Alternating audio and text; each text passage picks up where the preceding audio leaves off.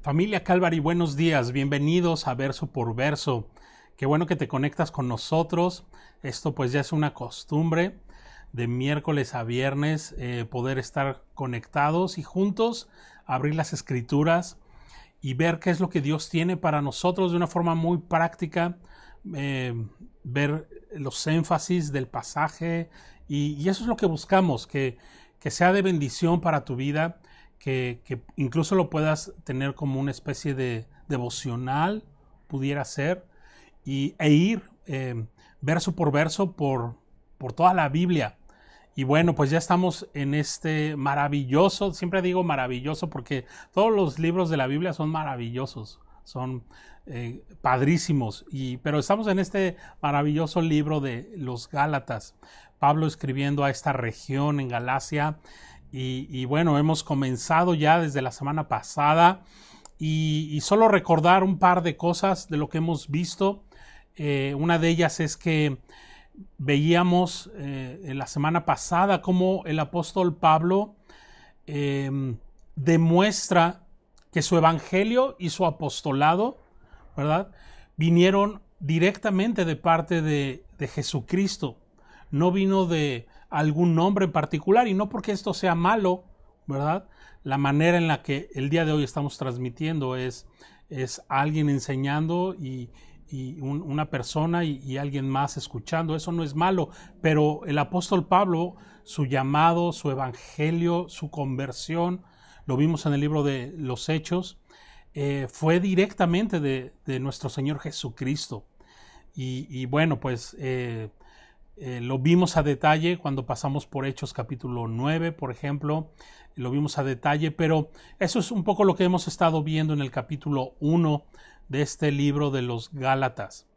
Y en este capítulo 2, el apóstol Pablo va a responder a algunas incógnitas. Y yo no sé si tú te has preguntado cuál fue la relación del apóstol Pablo con el resto de los apóstoles, con los 12 apóstoles de Jesucristo.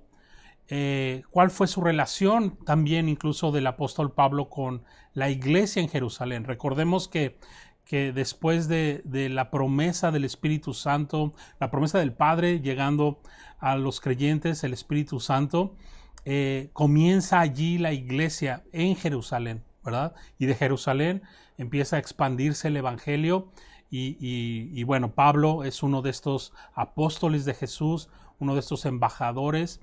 Pero esto, no sé si tú te has preguntado, Pablo, ¿qué onda con los demás apóstoles de Jesús? ¿Los conoció, no los conoció? Pues sí, sí los conoció, lo vimos en el libro de los Hechos. Hoy vamos a recordar un poquito también, los apóstoles de Cristo fueron contemporáneos del apóstol Pablo. Recordando que el apóstol Pablo no fue uno de los 12, sino él mismo se describe como un abortivo, ¿recuerdas? Como el último de los apóstoles. Y bueno, ¿qué relación tenían? Un poco vamos a ver en estos primeros versos del capítulo 2 de Gálatas. Pablo va a responder a esta incógnita. Pero antes me gustaría que pusiéramos este tiempo en manos de Dios, que me acompañes y que oremos el día de hoy. Acompáñame a orar, por favor. Padre Celestial, gracias por esta nueva oportunidad que tú nos das de abrir tu palabra, Señor, de escuchar tu palabra. A lo mejor venimos manejando, a lo mejor estamos en el trabajo y tenemos oportunidad de escuchar tu palabra, Señor.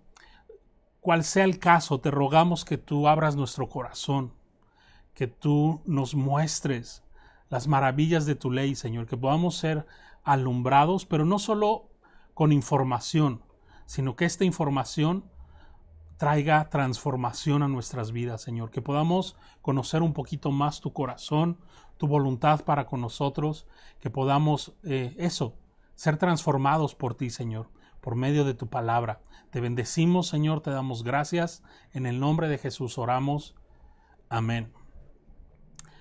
Ahora sí, abramos nuestras Biblias. Si tienes oportunidad, abre tu Biblia en el libro de Gálatas, capítulo 2, desde el verso 1.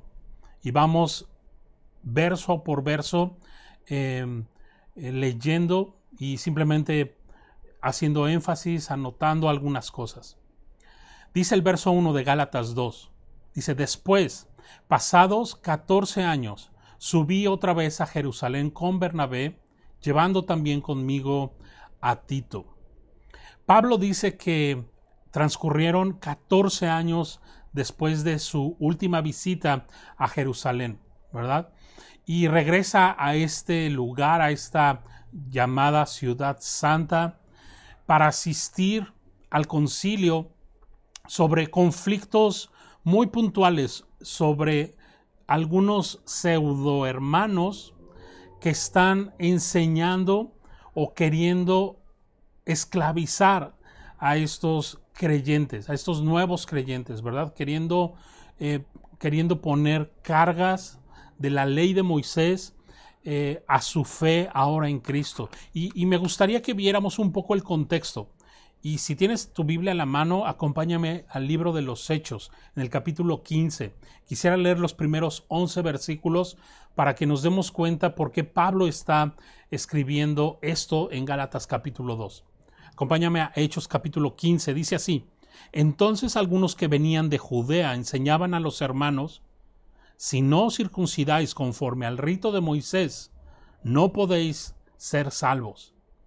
Como Pablo y Bernabé tuviesen una discusión y contienda no pequeña con ellos, se dispuso que subiesen Pablo y Bernabé a Jerusalén, y algunos otros de ellos, a los apóstoles y a los ancianos, para tratar esta cuestión. Ellos pues, habiendo sido encaminados por la iglesia, pasaron por Fenicia y Samaria, contando la conversión de los gentiles, y causaban gran gozo a todos los hermanos. Y llegados a Jerusalén, fueron recibidos por la iglesia y los apóstoles y los ancianos, y refirieron todas las cosas que Dios había hecho con ellos. Pero algunos de la secta de los fariseos que habían creído se levantaron diciendo: es necesario circuncidarlos y mandarles que guarden la ley de Moisés. Y se reunieron los apóstoles y los ancianos para conocer de este asunto. Y después de mucha discusión, Pedro se levantó y dijo: varones hermanos, vosotros sabéis cómo ya hace algún tiempo que Dios escogió que los gentiles, oyesen por mi boca la palabra del evangelio y creyesen. Y Dios, que conoce los corazones, les dio testimonio, dándoles el Espíritu Santo, lo mismo que a nosotros. Y ninguna diferencia hizo entre nosotros y ellos, purificando por la fe sus corazones. Ahora pues, ¿por qué tentáis a Dios, poniendo sobre la cerviz de los discípulos un yugo que ni nuestros padres ni nosotros hemos podido llevar? Antes creemos que por la gracia del Señor Jesús seremos salvos, de igual modo que ellos, haciendo referencia a los gentiles. Pues más adelante leer el resto del capítulo a la conclusión que llegan, ¿verdad? Y la conclusión es la que estaremos viendo a continuación. Acompáñame otra vez a Gálatas capítulo 2. Entonces ya vimos el contexto, lo que sucedió, ¿verdad? En aquel viaje que hizo el apóstol Pablo, que subió a Jerusalén y que se encontró con los líderes de la iglesia en Jerusalén, con los apóstoles, con Pedro, con Jacobo, con Juan, con etcétera, ¿verdad? Todos ellos. Verso 2 de Gálatas 2. Dice: pero subí según una revelación, y para no correr o haber corrido en vano, expuse en privado a los que tenían cierta reputación el evangelio que predico entre los gentiles. El énfasis aquí es que Pablo establece que Jesucristo mismo le revela el evangelio que ahora él predica. Eso es lo que está diciendo en el verso 2, ¿verdad? Y como te decía hace un rato, fueron 2 visitas a Jerusalén durante estos 14 años que Pablo hace a esta ciudad santa. Verso 3. Mas ni aun Tito, dice Pablo, que estaba conmigo, con todo y ser griego, fue obligado a circuncidarse, ¿verdad? Rápidamente, Pablo introduce nuevamente a estos dos hermanos en la fe, a Bernabé y a Tito. Bernabé es un súper testimonio andante de la gracia de Dios. Bernabé es un gran siervo de Dios. Lo conocimos precisamente en el libro de los Hechos. Bernabé fue por mucho tiempo un compañero en los viajes misioneros de Pablo, en algunos de estos viajes misioneros. Y Bernabé, yo personalmente soy fan de Bernabé, ¿verdad? Bernabé, otra vez, cuando vaya al cielo, después de no sé cuántos siglos, estar a los pies de mi Señor, de pronto ya cuando a lo mejor me muevan un poquito de allí, pues iré a conocer a Pablo probablemente y seguramente a Bernabé también. Bernabé es alguien que es de gran ejemplo para nosotros, ¿verdad? Y también la otra persona que menciona Pablo es Tito. Tito era un griego, un gentil, ¿verdad? Un no judío, que en algún momento se convirtió al Señor y el cual Pablo en varias de sus epístolas se expresa muy bien de él, Tito y Bernabé. Entonces Pablo está de alguna forma como poniendo de testigos a estos dos hombres de Dios, ¿verdad? De tal forma que Pablo no está hablando a la ligera de todo lo que va a mencionar. Verso 4 dice, y esto a pesar de los falsos hermanos. Y eso me llamó la atención. Yo no sé si a ti te llama la atención, pero Pablo habla que hay dentro de la iglesia falsos hermanos. Y esto es algo muy impactante, muy interesante también. Dice, introducidos a escondidas, que entraban para espiar nuestra libertad que tenemos en Cristo Jesús para reducirnos a esclavitud.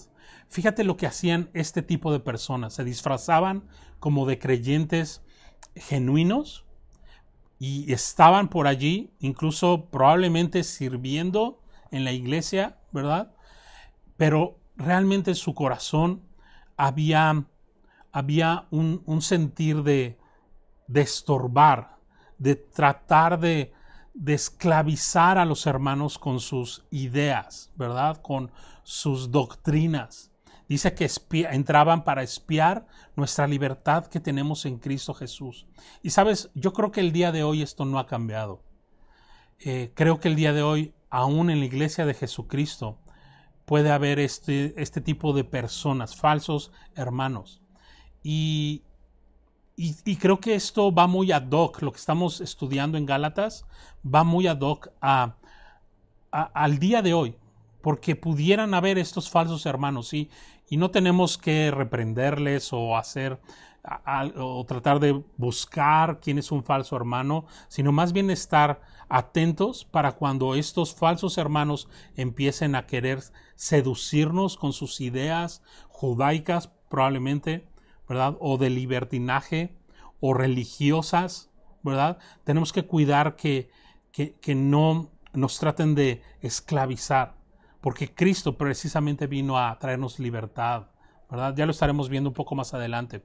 Pero lo que dice acá es que el apóstol Pablo se reúne con los líderes de la iglesia en Jerusalén y expone lo que Dios le ha llamado a hacer, ¿verdad? Y dice que en privado lo hace. Me gusta esto porque deja afuera a los chismosos, a estos falsos hermanos, ¿verdad? Ellos no tienen voz y voto en estos asuntos, y a estos falsos hermanos que buscaban hacer tropezar a otros, y dice que en privado se reunió con los líderes de la iglesia en Jerusalén y con los apóstoles. Verso 5, dice, a los cuales ni por un momento accedimos a someternos. ¿A quiénes? Pues a estos falsos hermanos, ¿verdad? A estos que están entrando para espiar la libertad que tenemos en Cristo. Dice Pablo, en ningún momento accedimos a someternos a ellos, para que la verdad del Evangelio permaneciese con vosotros. Me encanta. Tengo muchas notas de este verso 5. Solo te voy a dar un par de ellas. Número 1. No debemos someternos a todo ni a todos. Yo sé, el mismo apóstol Pablo escribió a los Efesios, por ejemplo, en el capítulo 5, que nos sometamos unos a otros, pero dice, en el temor del Señor. Y eso es algo muy importante, ¿verdad? Tú y yo como creyentes no tenemos que someternos a todo ni a todos. Si el someternos compromete de alguna forma el evangelio, no te sometas a eso o a esas personas. No lo hagas. No hagas nada que rompa tu comunión con Cristo, que rompa tu comunión con el evangelio. Esto es algo muy importante. No estás siendo rebelde cuando no te sujetas a este tipo de manipulación. Y tú sabes, el perverso es por excelencia manipulador, ¿verdad? Te va a llegar vestido de piedad, te va a tratar de convencer con argumentos, con maneras, incluso te va a tratar como de hacerte sentir culpable y toma en cuenta que eso es un tipo de manipulación. Y Pablo no está dispuesto, ni Pablo ni los demás apóstoles están dispuestos a sujetarse, a perder esa libertad que Cristo ganó por nosotros. De tal forma que no caigamos en la trampa de tienes que someterte a. Otra vez, si eso rompe tu comunión con Cristo, no tienes por qué someterte a eso. Si eso rompe tu comunión con el Evangelio, no tienes por qué sujetarte a eso, por muy piadoso que parezca. Hashtag no a la manipulación, ¿verdad? Esto es algo muy interesante. Recientemente, hace algunos meses atrás, al venirnos a la ciudad de Tijuana, mi esposa y yo, mi familia, quisieron manipularnos, quisieron ponernos en esclavitud en cuanto a esto, ¿verdad? Y por eso soy muy enfático. No importa quién, no importa qué es lo que haga esta persona o estas personas. Si esto rompe nuestra comunión con Cristo y el Evangelio, ¿verdad? Esto no viene de Dios. Ten cuidado. Sigamos adelante. Vemos a Tito, como te decía, que iba sirviendo con Pablo. Y imagínate esto, según los judaizantes, Tito ni siquiera era salvo. Imagínate esto, ¿verdad? Por eso, cuidado con aquellos hermanos. Yo le puse aquí, cuidado con los primos, ¿verdad? De forma sarcástica. No son hermanos, son como primos, ¿verdad? Que te dicen, sí, ok, el Evangelio, sí, Jesús es por gracia, pero tienes que guardar esta parte de la ley. Pero tienes que circuncidarte como querían hacer con Tito, ¿verdad? Sí, Jesús más esto. Ten cuidado, porque lo vamos a ver más adelante. El Evangelio es completo. El Evangelio, Cristo es suficiente, ¿verdad? Y bueno, eso es lo que se está desarrollando en estos versículos el apóstol Pablo. Verso 6 dice, pero de los que tenían reputación de ser algo, y dice entre paréntesis, lo que hayan sido en otro tiempo, nada me importa. Dios no hace acepción de personas. A mí, pues, los de reputación, nada nuevo me comunicaron. Es decir, esto que leímos en Hechos capítulo 15, este concilio que va Pablo y Bernabé y suben a Jerusalén y tienen esta reunión con los líderes de la iglesia en Jerusalén, con los apóstoles. Dice, estos nada me comunicaron, excepto que lo que vamos a ver más adelante, ¿verdad? Que procuremos a los pobres. En el verso 10 lo estaremos viendo. Verso 7. Antes, por el contrario, dice Pablo, como vieron que me había sido encomendado el evangelio de la incircuncisión, como a Pedro el de la circuncisión, pues el que actuó en Pedro para el apostolado de la circuncisión, actuó también en mí para con los gentiles. Y reconociendo la gracia que me había sido dada, Jacobo, Cefas, es decir, Pedro, y Juan, que eran considerados como columnas, nos dieron a mí y a Bernabé la diestra en señal de compañerismo, para que nosotros fuésemos a los gentiles y ellos a la circuncisión. Lo que Pablo está diciendo es que la circuncisión no te hace salvo, no te hace más ni menos delante de Dios, ¿verdad? De hecho, ninguna obra, ¿verdad?, te hace salvo. ¿Recuerdas? Pablo escribe, inspirado por el Espíritu de Dios, en Efesios capítulo 2, versos 8 y 9, porque por gracia somos salvos, por medio de la fe. Y esto no es de nosotros, dice Pablo, no es de vosotros, sino que es un regalo, es un don de Dios, no por obras, para que nadie se gloríe. De hecho, Pablo está citando a los profetas, al profeta Isaías. En el Antiguo Testamento es el mismo mensaje. Y entonces surge la pregunta, entonces, ¿por qué Dios dio a su pueblo la ley? Lo estaremos viendo y lo seguiremos viendo en este libro de Gálatas. Pero la ley fue dada para darnos cuenta que realmente nuestra conciencia tiene razón. Somos culpables ante Dios. Para eso sirve la ley. Para que nos demos cuenta y reconozcamos que somos pecadores y que necesitamos a un Salvador. ¿Quién es? Cristo el Señor. Para eso sirve la ley, para revelarnos el diagnóstico. Simplemente, la ley no salva a nadie, el guardar liturgias, ritos, el hacer buenas obras, eso no salva a nadie. ¿Qué buena obra podría impresionar a Dios? Dime tú. Ninguna, ¿verdad? Y eso es lo que, no solo aquí en Gálatas, sino en toda la Biblia está establecido. La salvación, número uno, es de Dios, es por gracia, por medio de la fe en Jesucristo, su Hijo. Y es lo que Pablo está diciendo, ¿verdad? Regresando al verso 9, Pablo dice, no solo ustedes han visto, han atestiguado cómo se me ha encomendado, ¿verdad?, el evangelio y mi ministerio a los gentiles, a los de la incircuncisión, ¿verdad?, sino que han reconocido la gracia que me ha sido dada. Y comienza a decir, estos pilares de la iglesia, los apóstoles, Jacobo, Santiago, medio hermano de nuestro Señor Jesucristo, que él no fue uno de los apóstoles de Jesús, pero más adelante se convirtió en uno de los pastores principales en la iglesia en Jerusalén, ¿verdad? Cefas, hablando de Pedro, y Juan. Pedro y Juan sí fueron apóstoles directos de Jesús, ¿verdad? Y dice, considerados como columnas, nos dieron a mí y a Bernabé la diestra, ¿no?, la mano en señal de compañerismo. Es decir, quedamos bien entre nosotros, ¿verdad?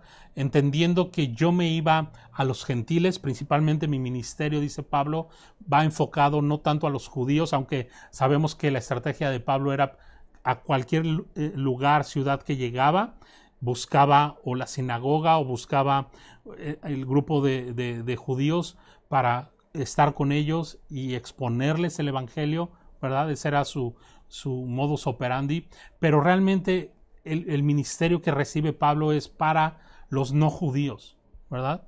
Y por otro lado, Pablo y la iglesia en Jerusalén están enfocados a los judíos, ¿verdad? Pero de una forma muy especial, Dios lo quiso así para ellos, ¿verdad? Y lo que Pablo está también reconociendo es que en esto es que tanto los apóstoles y los líderes en la iglesia de Jerusalén como Pablo y Bernabé y todos, Tito y todos estos hombres también de Dios que está usando en todas estas partes de lugares no judíos o no del pueblo de Israel, es que es un mismo evangelio, ¿verdad? Es el mismo Señor que ellos, los apóstoles y Pablo tiene, es un mismo espíritu.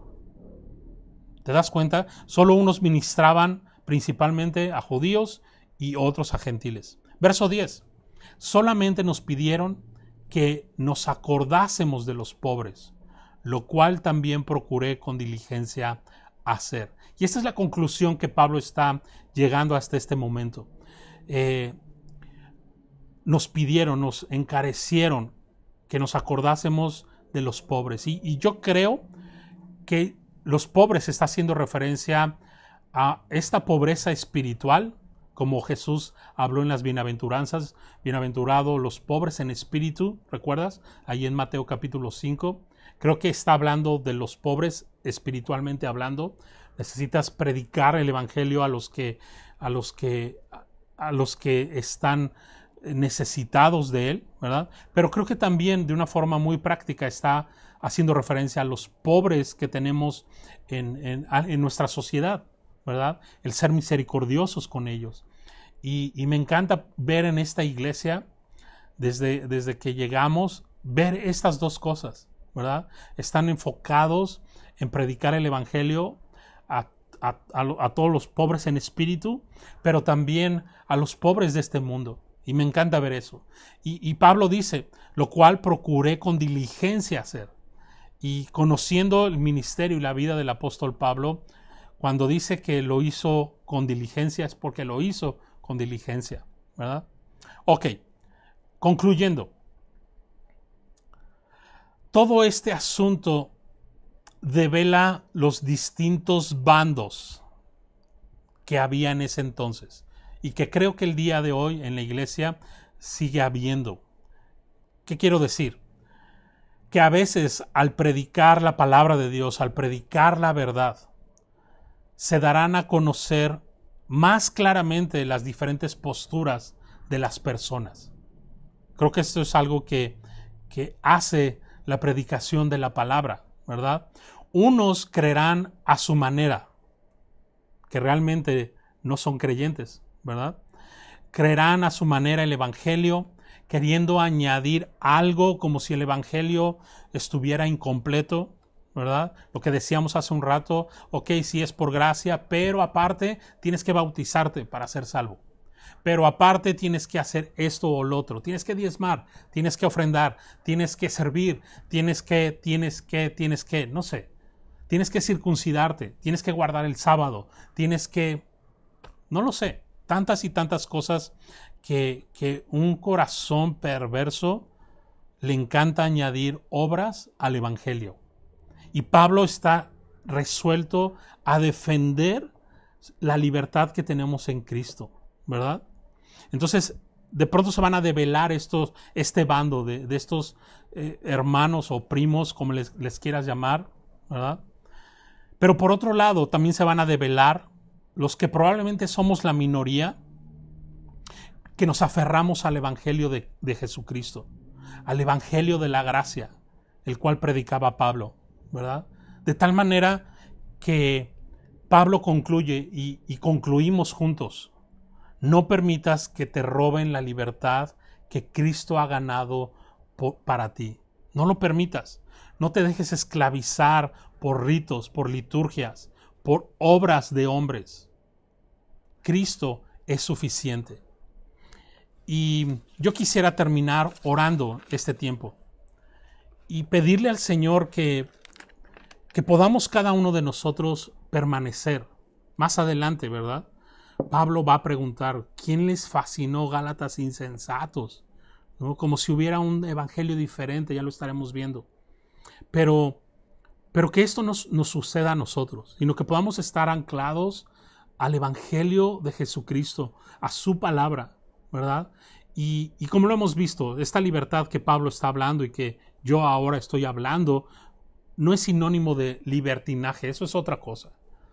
La libertad que tenemos en Cristo, libertad para amar, libertad para servir a los demás, lo que veíamos el domingo pasado acá en la iglesia, ¿verdad? Amor en acción, etcétera, etcétera. Pero oremos juntos. Padre Celestial, gracias por este tiempo en tu palabra. Gracias por recordarnos una vez más que todo se trata de ti, Señor. Que el evangelio es suficiente para nosotros. Señor, no permitas que nosotros seamos seducidos, arrastrados, porque la religión es seductora, Señor. El sentirnos superiores a otros, eso seduce en nuestra carne. Señor, pero líbranos de esas obras malignas, perversas, y que solo podamos confiar en tu gracia, y que sepamos quiénes somos ante ti.